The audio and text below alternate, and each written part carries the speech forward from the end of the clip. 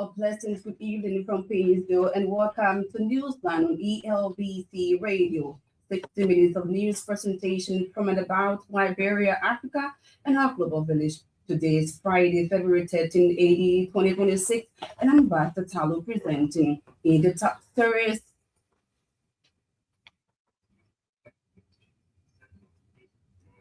Notorious social media podcaster Justin Opayeze, also known as Prophet Key, to spend his first night in prison. President Joseph Boakai to address 39th African Union Summit in Addis Ababa, Ethiopia.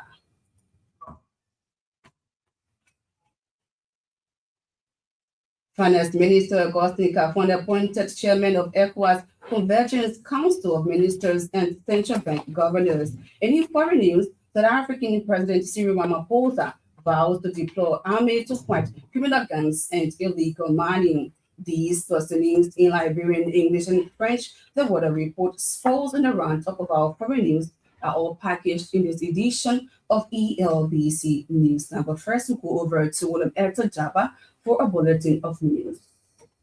Vocal social media podcaster Justin Opayeze, also known as Prophet Key, is spending his first night at the Monrovia Central Prison. It followed his sentencing to 6 months at the Supreme Court of Liberia on Friday. According to our judicial reporter, Prophet Key was escorted to prison by heavily armed police officers as his wife looked on. Our reporter said while in prison, he would write a letter of apology in 3 local dailies for 5 consecutive days. Prophet Key will also write a behavioral bond in which he will promise never to insult any woman or go against any woman in Liberia. Former Press Union of Liberia President Charles Coffey has described the Supreme Court ruling involving Prophet Key as fair, impartial, and necessary to restore public order and sanity.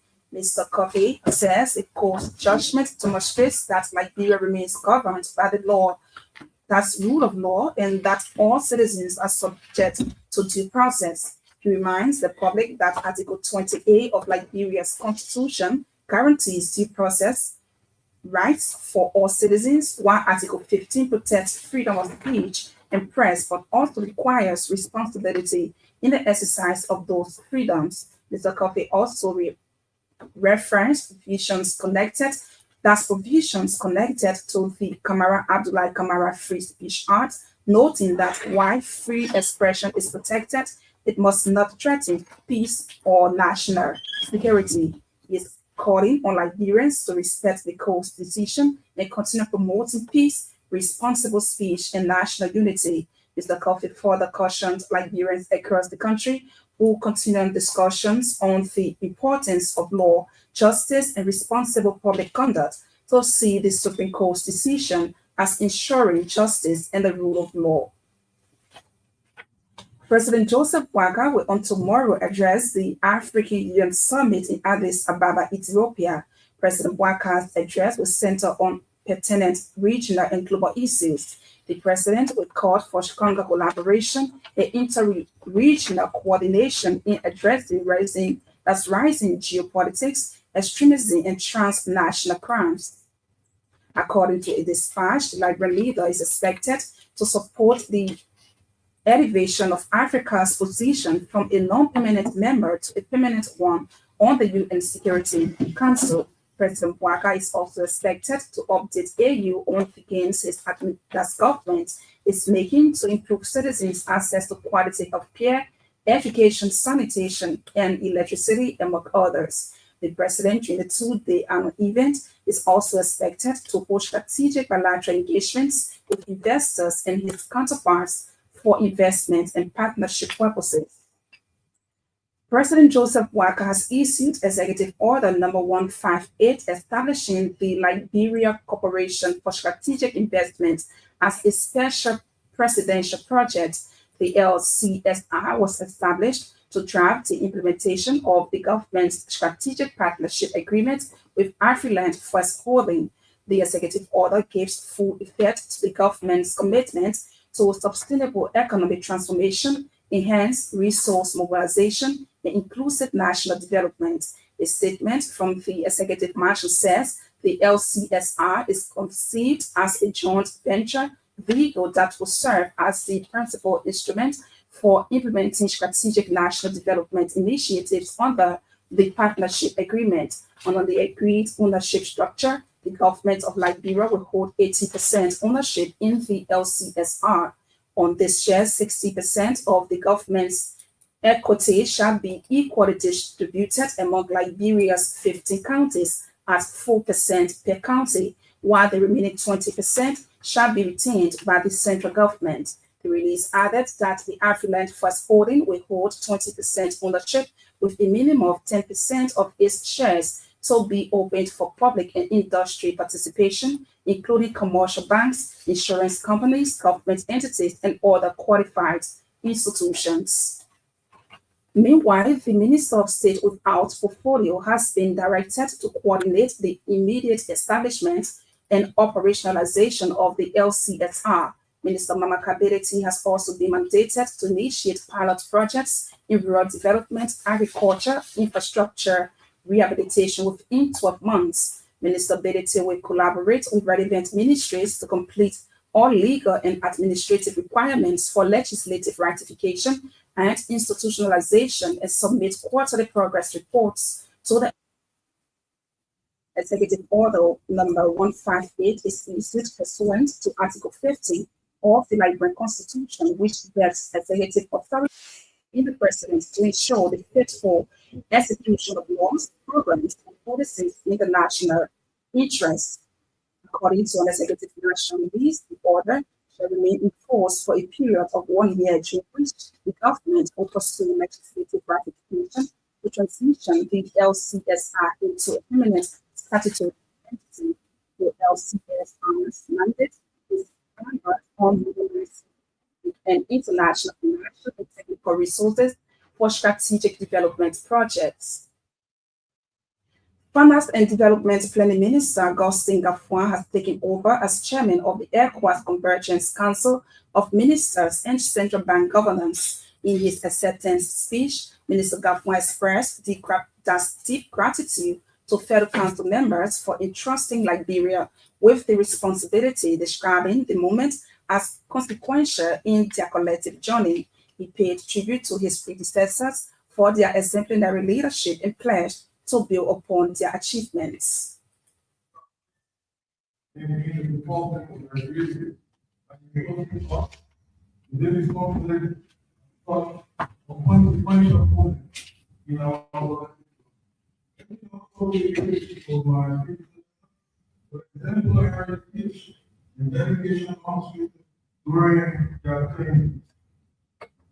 Minister Gafuan scored that the vision of macroeconomic convergence is not simply a technical exercise, but a profound commitment to the prosperity and dignity of over 400 million West Africans. He acknowledged progress made by some member states in meeting convergence criteria, but stressed that a significant gap remains. At the same time, Finance Minister Augustin Gafuan says transformation is possible when political will, institutional commitment, and solidarity are present. Minister Gafuan vowed to institute such spirit of resilience to his chairmanship as the region faces global economic uncertainties. The finance minister emphasized that this period should be used merely to meet targets on paper, but to lay the durable groundwork for a West Africa that works for all its citizens. His appointment comes at a critical juncture as ECOWAS intensifies efforts toward fiscal discipline and the long-delayed ECO single currency project, reinforcing Liberia's growing influence in regional policymaking. Meanwhile, the Central Bank of Liberia and the Bank of Ghana have signed a memorandum of understanding on technical cooperation and capacity building. Government says it is actively mobilizing finances to pave the roads from Salaye to Madikoma in Lofa County.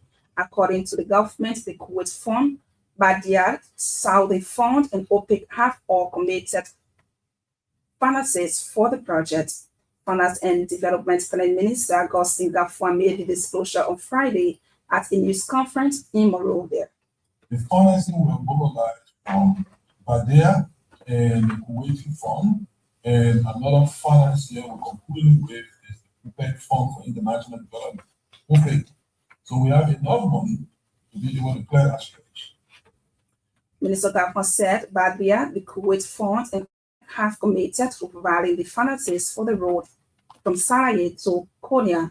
According to him, Saudi funds for development have also agreed to provide financing for the road from Konya to Yela at the Kenyan border.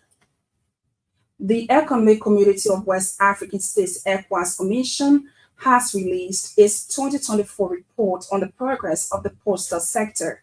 The report highlights the vital role of the region's postal network in supporting infrastructure development and economic integration. The report was launched during the 6th meeting of the West African Postal Conference Council of Administration held in Banjul, the Gambia.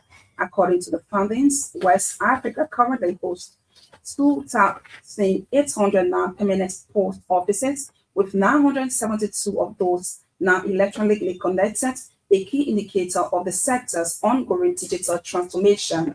The report also points to sustained growth in parcel and express mail services, driven largely by the expansion of regional trade and the increasing adoption of e-commerce.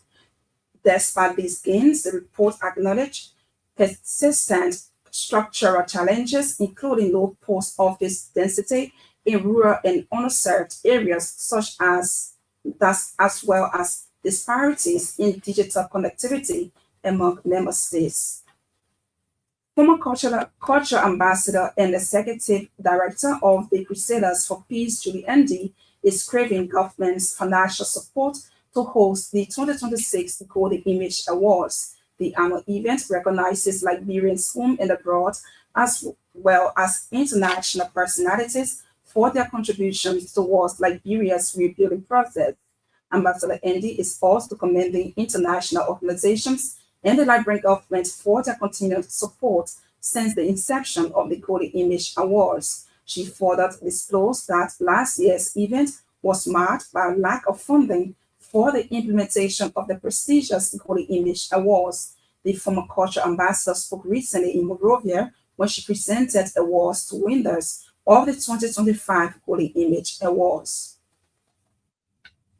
The Recovery of Economic Activity for Liberian Informal Sector Employment Realized Project Committee has concluded a one-day strategic engagement in Painesville. The meeting aimed at strengthening support for informal sector workers and improving the implementation of the project's activities. It brought together implementing partners, including the Ministries of Gender, Youth and Sports, the Liberia Agency for Economic Community Empowerment, LACE. Deputy General Minister for Administration, Frederick Cooper, said the meeting set the stage for activities in 2026, highlighting that more than 5,000 beneficiaries are currently carrying out sub-projects in 50 communities across the country. He attributed the gains to recent remarks by President Joseph Boakai, who disclosed in his annual message that over $1 billion had been disbursed to more than 15,000 vulnerable households under the realized project. Meanwhile, the executive director of the Liberia Agency for Community Empowerment, LACE, Julia Seeley, described the meeting as timely and impactful. Mr. Cooper said the steering committee is concentrating on discussions surrounding the social protection strategy. The 20th Convention of Kinder Harvest Ministries International is expected to end this weekend with a series of activities in Monrovia. The convention commenced Sunday, February 8th, bringing together delegates from Liberia and abroad to chant new course for the church. The event comprises daily Bible studies, relationship enrichment session for both married and unmarried couples. It is expected to conclude this weekend with a special Valentine's dinner for couples. The convention is taking place under the theme, The Missionary Church, focused on exploring the true purpose and mission of the church. And World Bank 2026 Economic Prospects Report says Liberia's gross domestic product has grown from 5.4%. That's by 5.4%.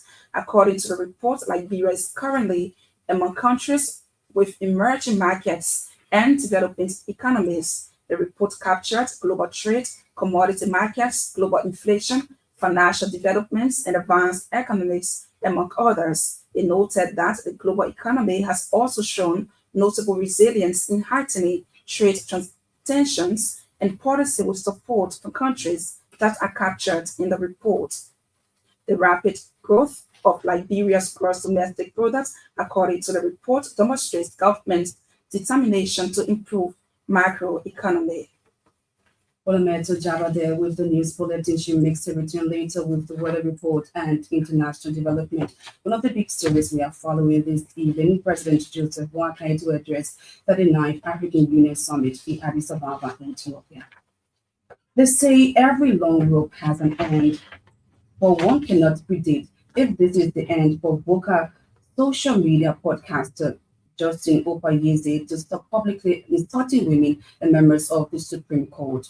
Prophet Key will be spending his first night at the Monrovia Central Prison after the Supreme Court sentenced him to 6 months in prison. This is how Chief Justice Nyamubese read the sentencing of Prophet Key. Yes,